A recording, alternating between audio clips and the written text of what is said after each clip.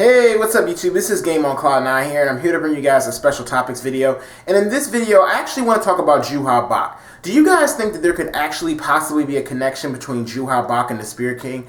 Now, I know a lot of people out there probably just said, what? That makes no sense. Where are you getting this from? Where are there any hints showing that Juha Bach and the Spirit King even have any similarities? But before I get on to that, I just want to say, have you ever paid attention based on the information we've been given about Juha Bach and the information we've given about Spirit King, and actually seen the roles they play on both ends? And what I want to say about that is Juha Bach is supposed to be the king of the Quincy, and of course the Spirit King is over the entire Soul Society, and we know who serves over Soul Society is the Gote 13 and the Royal Guard. Now let me jump into this more of the similarities as to why I think, not just because they're both kings, because you could also argue with the King of Hueco Mundo, I guess, but Juha Bach, based on what we know about him, Juha Bach is supposed to be, of course, the father to all Quincy, the origin of all Quincy. He can give out his powers to Quincy's, enhance their own powers, and even take away powers. Juha Bach, to me, definitely does not seem human. Not only that, but we even see that, within certain people, such as like Ichigo, I'm assuming, because we haven't seen any other Quincy's in terms of the inner world, he's even able to when Quincy powers manifest themselves in someone's inner world, they even take the shape of him. So he definitely, to me, isn't, your average Quincy. I definitely don't think he's, human, like, let's say, like Uryu is, or maybe like Ryukin, like another Quincy. So, there's definitely something odd about him since he's been around for like thousands of years. Not only that, but then we even know he goes way back with Yamamoto based on things that they were saying to each other. So it definitely hints that, things of, of course, he goes back probably to the early days of the Gote 13, probably before it was the Gote 13, since he knows the history of it. Now, another thing that kind of made me wonder if there's a similarity between the two is the fact that Quincy's, whenever they destroy a soul, they cause some kind of rip, some kind of, or maybe not a rip. Well, I would say rip, because I think early on in this arc, like Hiyori or something, based on the mass killings that we've gotten from the Quincy, they started calling like little ripples in the human world. It was throwing off the balance of everything. And as we know, the Spirit King, he keeps the balance. He is the linchpin of the Soul Society. Those are his duties. I mean, I'm not sure if those are all of his duties, because we haven't really got deep into it, but those are some of his duties. And Shinigami, of course, they are, the ones that keep the balance. And it's already been established Quincy and Shinigami are polar opposites of each other. But of course, I think that Juha Bach definitely did have a closer connection with Soul Society at one point, that Yamamoto didn't kill him.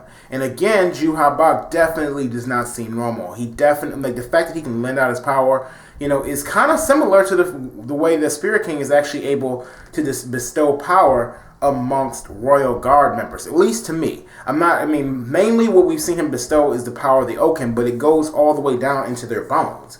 So, I don't know, it seems like it's a little bit different, and it kind of reminds me of maybe what Juha Bach's able to do with his blood.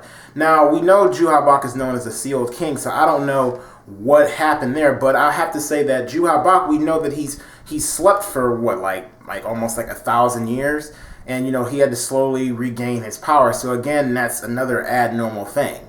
And the Spirit King, from what I can gather, from speculating, it seems like he goes into these deep slumbers, from what we see. I he awoke in the palace when Ichigo walked in there. Not only that, but have you ever paid attention to the fact that why did why did the Spirit King decide to send the Royal Guard members and to help out the Soul Society in this time of crisis, but when it came down to Aizen, he never sent them out?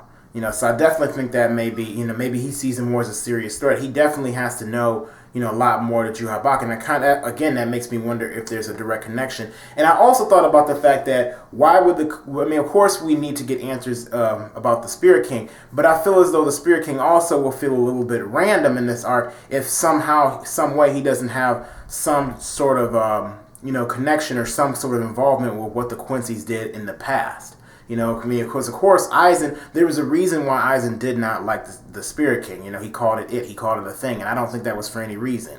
And of course, Urahara, he was, he didn't disagree with necessarily what the with what Eisen was saying about him. He kind of just, was looking like, well, that's just how the way the world works. So again, the Spirit King, obviously is supposed to be like I'm gonna make an assumption, a transcendent being. I mean, I have no proof, but most fans, I'm pretty sure, would agree the Spirit King's probably like a transcendent being, because that seems what Eisen was trying to achieve. And of course, at the same time, Shinigami or Quincy's are opposites. And the one that's over all the Quincy's, the origin of all Quincy's, who I would say probably their powers are far beyond that of just the average Quincy, is Juha Bach. And of course, the similarities of the way that, they're, both of them go into these deep slumbers, the way that Quincy's can throw off the balance, the Spirit King keeps the balance, both of them, of course, are kings.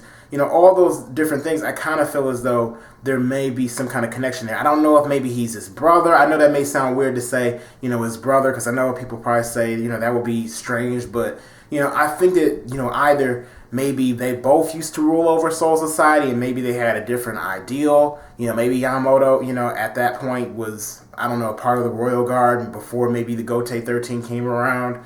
But I think it's definitely worth speculating and definitely worth, looking at. I mean, of course, I don't really have any concrete proof, but this is just from me pondering around and just thinking to myself based on little tidbits of different information that we've gotten here and there. Because I just keep wondering how the Spirit King is going to really be involved with this arc. And I feel as though that would probably be an interesting way. Especially, since, of course, Shinigami and Quincy are trying to be painted as polar opposites right now.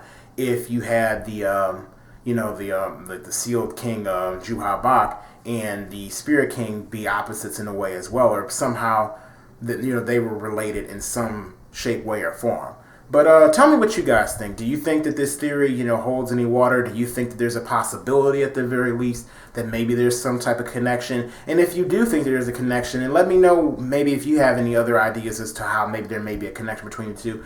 And if you think that everything that I just said, of course, you disagree with it, you don't think there's any kind of connection, give me good, concrete, constructive reasons as to why this doesn't make any sense, okay? Now, that's pretty much the end of this video. I hope you guys enjoyed it. Please don't forget to rate this video. So if you did like this video, please throw a thumbs up. If you didn't like the video, you can throw a thumbs down if you want to. The choice is yours. Also, don't forget to go ahead and subscribe to my channel if you enjoy my content and you would like to see more. Anyway, see you later.